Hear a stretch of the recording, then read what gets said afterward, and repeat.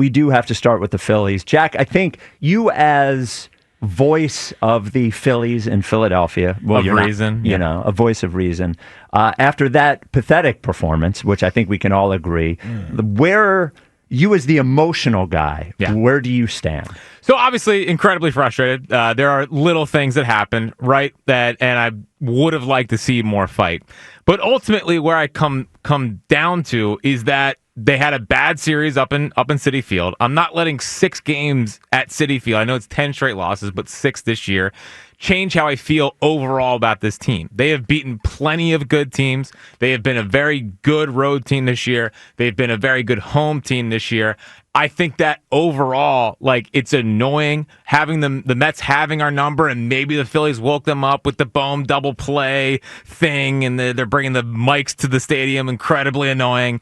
Maybe the rivalry pack with Bryce got the Mets going a little bit. It's a dogfight. It's a baseball season. I feel like we do this every year when they lose a couple games. We forget that we're following a baseball season where there's ups and downs and ins and outs. It's a roller coaster of a season. There's highs and lows.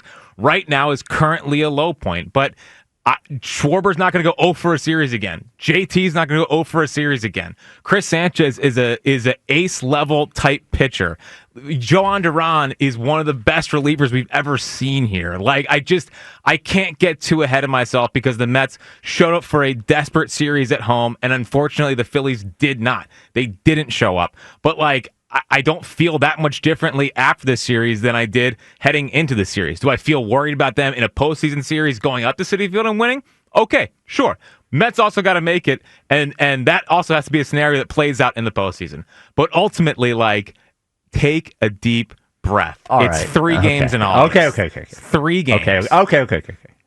So, I've been very positive about the Phillies all year. I was even positive yesterday.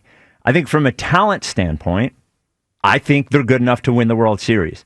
This was the first time all year after last night's game that I felt shook.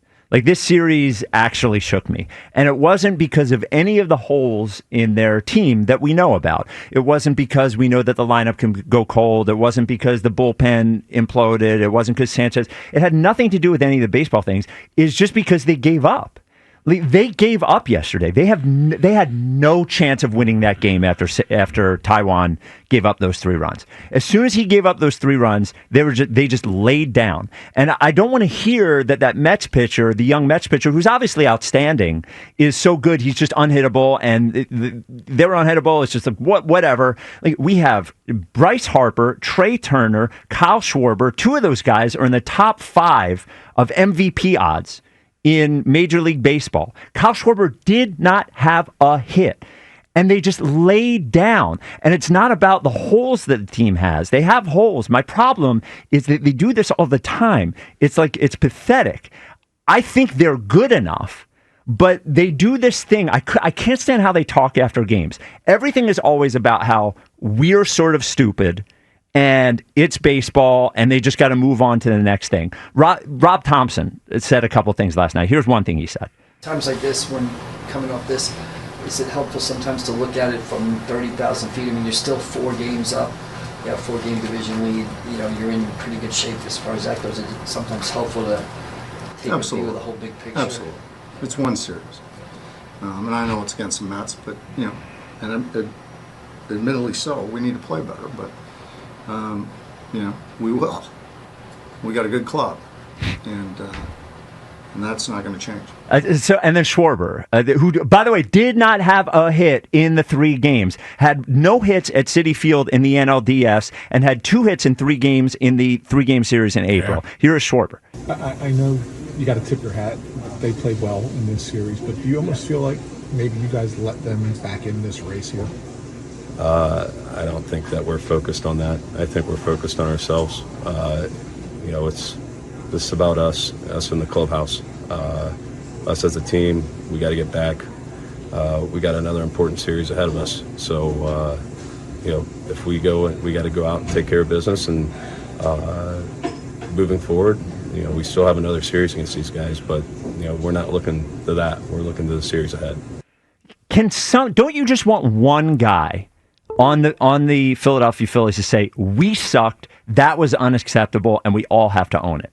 But they don't have that guy. No. Nobody ever says that. They always just say, we just need to keep doing what we're doing. We just need to keep doing what we're doing. Everything will be fine. They're good guys, but we don't have any ass kickers in there. This wasn't just one 3-game series. Yes, it was just 3 games in terms of the whole schedule. This was a huge series. You could have buried a division rival. You went up there and you just gave up. And but the reason I'm shaken is because this is what happened last year. Like, they spent the entire second half telling everyone, but mostly telling themselves, this will just work itself out, like baseball. And the problem is that when they get into a tough situation against a tough pitcher, or when they start going cold, instead of digging in and looking within yourself and saying, how do I get my way out of this? They just wait for it to happen. Right? And sometimes they just give up. In the middle of that game, if you don't think the Phillies just gave up in the middle of that game, you are crazy.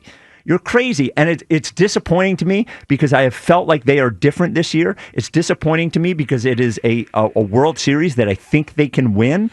Everybody has holes. But the fact that they just give up and nobody says, that was horrible. Do you know what I'm saying? No, listen, it shook me. And that's why we're here. Yeah. Because they aren't going to say that. Yeah. That's the culture. That's the clubhouse. I'm not going to sit here and say it's a bad thing or a good thing. You know, I played an emotional sport, so I've been on the air all these years. People tell you, well, baseball's not football. It's not that you can't have the high emotions every game. It's 162 games.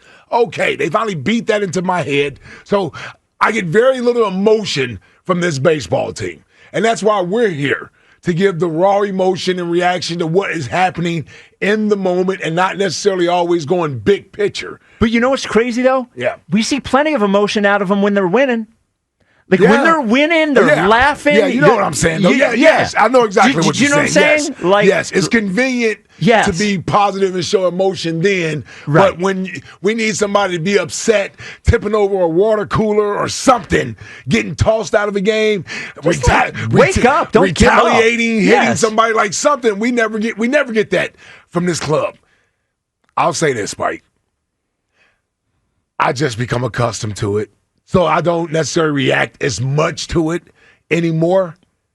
And we burned the boats, bro. So I can't. What am I going to do? You can't turn around. I can't too, like they're burned. No, can't turn around. Can't go back. I'm going to chalk this up as it's real. A phobia or some sort of mental block or whatever it is going up there to New York to play that this team has. Be thankful that series is over with. I know we faced them again in a couple weeks down here. It's not up there. There is a little bit of a cushion there. And I think this team is the type of team that says, you know what? We'll go back home versus the Braves and we'll win 3 out of 4 there. And by the way, that's what they'll do. I love them talking about going home. It's like, we finally get to go home. And, do you know what I mean? Like, it's just frustrating. I feel you, man. I just wanted to wake up a little bit. I want one guy. And by the way, I love Bader. That throw where he threw out Lindor, what a throw. Best awesome throw. But afterwards. The smile? Did you like the smile? Afterwards, him and Lindor winking and pointing at each other and laughing. It's just like, come on, no. All right. I get it. I get it. They're playing slap and tickle. It's mutual appreciation. Okay, I'm okay I'll with let that one go. Dude, Yes, all right, I'm okay with that. In the All-Star game. Sportsmanship. I get it. I get it. You don't have to preach to me. I get it. I get it. I'm just saying that's 2 ball players. One appreciated the great play from Bader and the throw. He gave him a thumbs up. And they were teammates. Yes, it's. But he was a Met last year, and they're the enemy now. I get it. Well, he's the only guy that showed up all weekend. So you talk about this. I get it. Yeah, now we're going to be mad at Bader? Not Matt. He's the master. No. We love Bader. We're all Badered up. Yeah. Everyone's talking about Bader. Yeah. This show originated all the Bader conversation. Yeah. I talked about this on the High Hopes podcast today. Download it wherever you get your podcast. Right. Not after the show. No, but we went through the leaders, right, on the team. Yeah. Schwarber is a stay the course. Harper, I think we can beg for him to be different. I think he just is what he is. He's like a zombie. When he's playing well, he's fine. When he's not, mopey. When Trey is a go with the flow guy, like Trey is, just kind of does his own thing. Good teammate, just there. Sure. JT, stoic. Yeah. He's stoic. Bohm, no. Stott, too quiet. Kepler, no. Castellanos in space. Like, Well, Cassie's not even happy with his role. sure. Yeah. Like, I actually think it could be Bader. Like, we keep begging for them to find someone with an edge that doesn't have a problem saying the He truth. hasn't been here long Well, enough I don't care. to be a leader. I don't care. Dutch came to the Marlins in '97 halfway through the year, and he turned he? that team around. Yeah, That was he did. halfway through the year? Yeah. I don't think I ever realized that. Well, I do like. I You do know who like that traded he's for him? who. No. Dombrowski. Dombrowski, Okay. yes. I do like that he's cocky. Like I like that he's know. out there. Yeah, he's very confident. I just like I everything that everybody says about it being just one series and just one game and they'll come back and maybe they win 3 or 4, 100%. But I am. This is just the first time that I'm like, ooh, maybe upstairs they really just don't have it. It's not about the cold. I think it's a the valid grown concern. cold and that sort of stuff. So I think it's a valid concern. Yeah, I wouldn't minimize that.